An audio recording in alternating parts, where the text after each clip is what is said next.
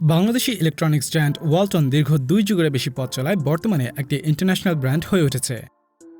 2020 সালের সেপ্টেম্বর মাসে প্রতিষ্ঠানটি আইপিওর মাধ্যমে লিস্টেড হয় বাংলাদেশের স্টক এক্সচেঞ্জে। 2022 সালের 14 জুলাই ঢাকা স্টক এক্সচেঞ্জে লিস্টেড সকল প্রতিষ্ঠানের মার্কেট ক্যাপিটালাইজেশন ছিল 5,16,000 কোটি টাকারও বেশি। একই সময়ে ওয়ালটনের মার্কেট ক্যাপের পরিমাণ ছিল 32,667 কোটি টাকা। অর্থাৎ ঢাকা স্টক এক্সচেঞ্জের সর্বমোট মার্কেট ক্যাপের 7% বেশি ওয়ালটনের দখলে। 252 টাকা কাট অফ প্রাইসে ট্রেডিং শুরু করা ওয়ালটনের প্রতিটি শেয়ার 14 জুলাই বিনিময় হয়েছে 1078 টাকা দরে। আমাদের আজকের ভিডিওতে আপনাদের জানাবো ওয়ালটনের আইপিও যাত্রা সম্পর্কে।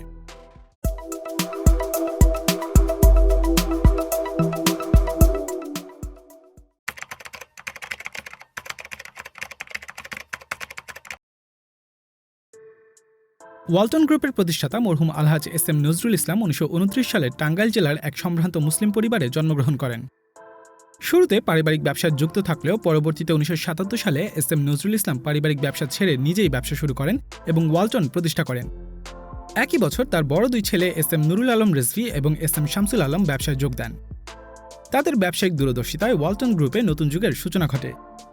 1991 সালে তৃতীয় ছেলে এস.এম. আশরাফুল আলম এবং 1992 সালে চতুর্থ ছেলে এস.এম. মাহবুবুল আলম ব্যবসায় যোগ দিলে ঢাকায় ওয়ালটনের ব্যবসা সম্প্রসারণ করা হয়। 1996 সালে পঞ্চম পুত্র এস.এম. রেজাউল আলম চট্টগ্রামে ওয়ালটনের আরও একটি শাখা প্রতিষ্ঠা করেন। পরিবর্তনশীল পরিস্থিতিতে বিভিন্ন সময়ে ব্যবসা সম্প্রসারণের মাধ্যমে 1997 সালে ওয়ালটন ইলেকট্রনিক্স বিজনেসেও যুক্ত হয়। 2007 সালে ওয়ালটন গাজীপুরে টিভি, ফ্রিজ, এসি এবং মোটরবাইকের জন্য নিজস্ব প্রোডাকশন প্ল্যান্ট প্রতিষ্ঠা করে। ট্রায়াল প্রোডাকশন শেষে পরবর্তী বছরে বাণিজ্যিক উৎপাদন ও বিক্রি কার্যক্রম শুরুর মাধ্যমে যাত্রা শুরু করে ওয়ালটন গ্রুপের অন্যতম শীর্ষ প্রতিষ্ঠান ওয়ালটন হাইটেক ইন্ডাস্ট্রিজ লিমিটেড, বর্তমানে যা ওয়ালটন হাইটেক ইন্ডাস্ট্রিজ পিএলসি নামেই বেশি পরিচিত। 2010 সালে মোবাইল ফোন উৎপাদন শুরু করার মাধ্যমে ডিজিটাল ডিভাইস মার্কেটে প্রবেশ করে ওয়ালটন। সে বছরই প্রতিষ্ঠা করা হয় ওয়ালটন মাইক্রোটেক কর্পোরেশন। 2011 সালের মধ্যে ওয়ালটন এয়ার কন্ডিশনার, টেলিভিশন সহ বিভিন্ন হোম অ্যাপ্লায়েন্স এক্সপোর্ট করতে শুরু করে। 2013 সালে ওয়ালটন মাইক্রোটেক কর্পোরেশনের অধীনে একটি ফুল ফ্লেজড টেলিভিশন ম্যানুফ্যাকচারিং প্ল্যান্ট প্রতিষ্ঠা করা হয়।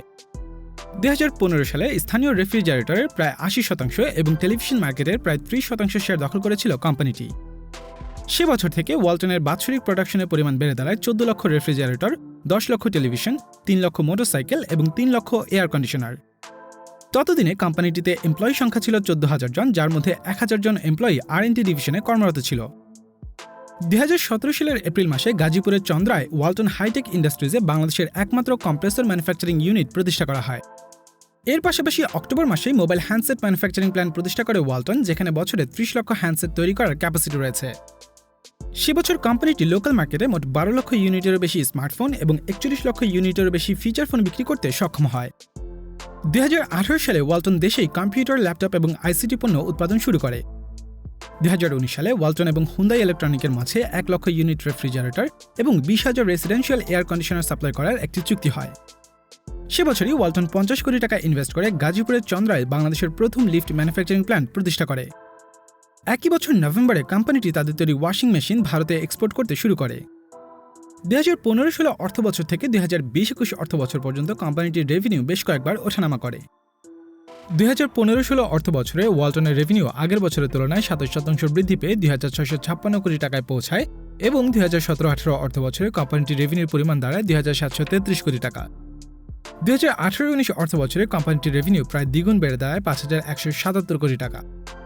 যদিও করোনা মহামারীর কারণে দেশব্যাপী লকডাউন ও ওয়ার্ল্ড ওয়াইড ট্রেড বন্ধ থাকায় 2019-20 অর্থবছরে ওয়ালটনের রেভিনিউর পরিমাণ প্রায় 21% কমে দাঁড়ায় 4,107 কোটি টাকা।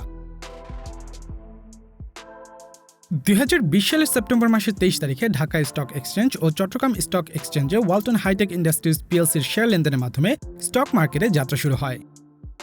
ওয়ালটন হাইটেকের প্রি আইপিও পেইড ক্যাপিটালের পরিমাণ ছিল 300 কোটি টাকা এবং অথরাইজড ক্যাপিটালের পরিমাণ ছিল 600 কোটি টাকা। সে বছর 23 June Bangladesh securities and exchange commission ওয়ালটনের আইপিও প্রপোজাল অ্যাপ্রুভ করে, যেখানে কোম্পানিটি 29,28,343টি অর্ডিনারি শেয়ারের বিপরীতে প্রায় 100 কোটি টাকার ফান্ড রেজ করার প্রপোজাল দেয়। 100 কোটি টাকার মধ্যে প্রায় 61 কোটি টাকা এলিজিবল ইনভেস্টরদের কাছ থেকে এবং বাকি 39 কোটি টাকা জেনারেল ইনভেস্টরদের কাছ থেকে রেজ করা হয়। ওয়ালটনের আইপিও সাবস্ক্রিপশন চলে 9 আগস্ট থেকে 16 আগস্ট পর্যন্ত। দ্য ফিনান্সিয়াল এক্সপ্রেসের একটি তথ্যসূত্রে বুক বিল্ডিং মেথডে এলিজিবল ইনস্টিটিউশনাল ইনভেস্টরদের জন্য প্রতি শেয়ার ৩১৫ টাকা দরে প্রায় ১৪ লক্ষ শেয়ার বরাদ্দ রাখা হয়।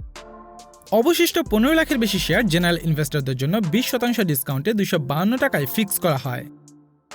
সে বছরই অক্টোবর মাসে ওয়ালটন হাইটেক ইন্ডাস্ট্রিজ পিএলসির সিইও এবং ম্যানেজিং ডিরেক্টর পদে দায়িত্ব গ্রহণ করেন ইঞ্জিনিয়ার গোলাম মোর্শেদ, যিনি ২০১০ সালে প্রোডাকশন ইনচার্জ হিসেবে প্রতিষ্ঠানটিতে যোগ দিয়েছিলেন। সিইও এবং এমডি হিসেবে দায়িত্ব পাওয়ার আগে তিনি অ্যাডিশনাল ম্যানেজিং ডিরেক্টর হিসেবে ওয়ালটন হাইটেক ইন্ডাস্ট্রিজ পিএলসির স্টক মার্কেটে লিস্টেড হওয়ার পেছনে গুরুত্বপূর্ণ অবদান রাখেন। ইনফ্যাক্ট তার ডিরেকশনে আইপিও পরবর্তী বছর এবং করোনা মহামারীর সময়কালেও ওয়ালটন দুর্দান্ত পারফরমেন্স ধরে রাখতে সক্ষম হয়েছিল। আইপিও পরবর্তী ২০২০-২১ অর্থবছরে কোম্পানিটির রেভিনিউ পূর্বের অর্থবছরের তুলনায় ৭০% বেড়ে প্রায় ৭,০০০ কোটি টাকায় পৌঁছায়। এছাড়া সে বছর প্রতিষ্ঠানটির নেট প্রফিট আফটার ট্যাক্স বেড়ে দাঁড়ায় ১৬৩৯ কোটি টাকায়। এর পাশাপাশি সাধারণ শেয়ার হোল্ডারদের জন্য প্রতিষ্ঠানটি ২৫০% ক্যাশ ডিভিডেন্ড এবং স্পন্সর ও ডিরেক্টরদের জন্য ১৭০% ক্যাশ ডিভিডেন্ড রেকমেন্ড করেছিল। এ সময়ে ওয়ালটন হাইটেকের মোট কারেন্ট অ্যাসেট ভ্যালু ছিল ৬,৭০৯ কোটি টাকা। ইতোমধ্যে বিশ্বের ৪০টির বেশি দেশে নিজেদের পণ্য রপ্তানির পাশাপাশি ইউএসএ, ইন্ডিয়া, নেপাল ও ইউএই সহ বিশ্বের ৬টি দেশে তাদের ব্রাঞ্চ ও লিয়েজন অফিস প্রতিষ্ঠার মাধ্যমে গ্লোবাল প্রেজেন্সও নিশ্চিত করেছে ওয়ালটন। গ্লোবাল প্রেজেন্স আরও স্ট্রং করতে ২০২১ সালে ইউএসএতে ওয়ালটন একটি সাবসিডিয়ারি প্রতিষ্ঠা করে। এছাড়া কোম্পানিটি আগামী ২০২২ সালের মধ্যে বিশ্বের ২৭টি দেশে নিজেদের অপারেশন এক্সপ্যান্ড করার পরিকল্পনা অনুযায়ী ইতোমধ্যে ২০২২ সালের এপ্রিল মাসে ৩টি ইউরোপিয়ান ব্র্যান্ড এসিসি, জেডইএম এবং ভিওই-কে অ্যাকোয়ার করার পাশাপাশি সেগুলোর ট্রেডমার্ক এবং ৫৭ দেশে এদের ব্র্যান্ডিং রাইটস অ্যাকোয়ার করে নেয়। ২০২১-২২ অর্থবছরের প্রথম ৯ মাসে ওয়ালটনের রেভিনিউর পরিমাণ ছিল ৫,৩৬০ কোটি টাকা, যা আগের অর্থবছরের থেকে ২৫% বেশি। এ সময় গ্রস প্রফিটের পরিমাণ ছিল ১,৬৪৮ কোটি টাকা, অর্থাৎ গ্রস প্রফিট মার্জিন ছিল ৩১%। সেই সাথে কোম্পানিটির নেট প্রফিটের পরিমাণ ছিল ৮২০ কোটি টাকা, অর্থাৎ নেট প্রফিট মার্জিন ছিল ১৫.৩%। বর্তমানে ওয়ালটনের নগদ অর্থের পরিমাণ প্রায় ৩০০ কোটি টাকা। এছাড়া কোম্পানিটি ১৫,৫৫৭ কোটি টাকা টোটাল অ্যাসেটের বিপরীতে টোটাল ডেটের পরিমাণ ৪,৩৭১ কোটি টাকা। বাংলাদেশের কনজিউমার ইলেকট্রনিক্স মার্কেটে ইন্টারন্যাশনাল ব্র্যান্ডের পাশাপাশি লোকাল বেশ কিছু ব্র্যান্ড থাকা সত্ত্বেও বেশ কিছু প্রোডাক্ট ক্যাটাগরিতে ওয়ালটন সবগুলো প্রতিষ্ঠানকে পেছনে ফেলে বাজারের শীর্ষ অবস্থান দখল করে নিয়েছে। বাংলাদেশের বাজার ছাড়াও প্রতিষ্ঠানটি ইন্টারন্যাশনাল মার্কেটেও নিজেদের পণ্য বিক্রি করছে এবং এটি গ্লোবাল ব্র্যান্ড হিসেবে নিজেদের এস্টাবলিশ করার চেষ্টা করছে। এই ধারা অব্যাহত থাকলে আশা করা যায় ভবিষ্যতেও প্রতিষ্ঠানটি এ ধরনের সাফল্য বজায় রাখতে পারবে। আপনাদের কি মনে হয়?